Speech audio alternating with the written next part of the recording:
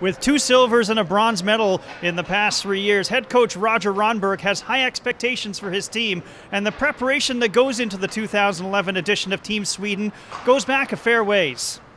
We have a program that starts actually middle of the summer. We have some camps in Stockholm, and we went for the first camp in Lake Placid and played some games, and then we have tournaments almost the whole season before this too. The last 3 tournaments you've gone silver, bronze. What are the expectation levels for your team this year? I think the expectations is that we should grab a medal, but the goal for the team is to grab the gold. A lot of people talk about this as kind of being, a rebirth for Swedish hockey at the junior level. What has happened to kind of change, the mindset of Swedish hockey to get it back to the elite level? I think we have a really good program for the juniors in Sweden, and also all the elite clubs in Sweden, they are following a program to develop the talent youth players. So we have a good program. What type of pride is there in terms of wearing the Swedish colors versus that of your club team? I mean, representing your country has got to be obviously a huge deal.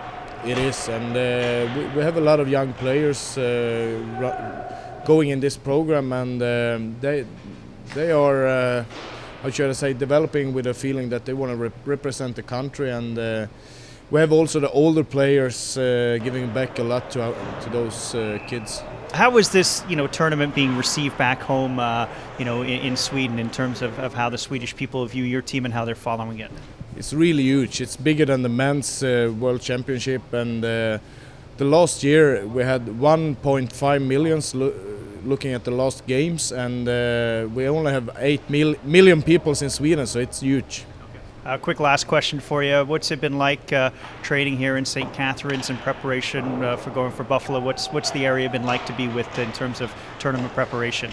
Oh, perfect. We love the area. We love the people taking care of us here. We have the best service, and we really like this classic rink we are practicing in. The small surface will help us during the championship.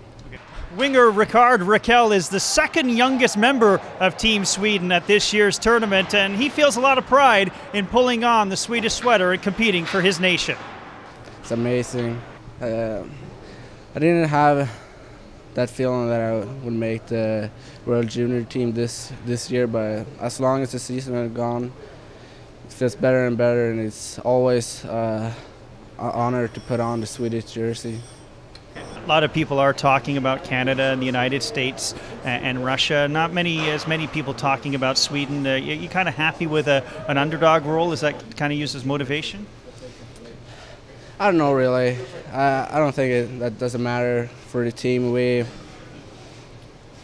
know that we have a very good team, and we had that for many years now. But within the team, we have high expectation on ourselves.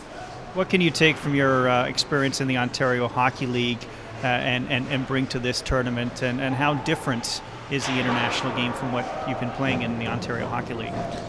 I think I can take with me that we're playing on a small rink here, just like in World Jays. And also I play against good players every day in the Ontario Hockey League, and I think the style of play is that's the difference between the different leagues. So I find it very funny to play on a small ice. I know that you've been obviously traveling with Plymouth, but what do you think? How do you think this tournament is being viewed back home in Sweden? The big challenge in Sweden is sending the tournament on television. And I know there's a lot of people who's watching the World Juniors, and it's almost more people that are watching the World Juniors than the real World Cup for men. One last one for you. What's the intensity level like in a short tournament such as this, in which every game means so much? Oh, it's very high up there. You gotta be focused the whole game, or else you have a goal in the back. So it's very high. At the Gatorade Garden City Complex, for TV Cogeco Sports, I'm Steve Clark.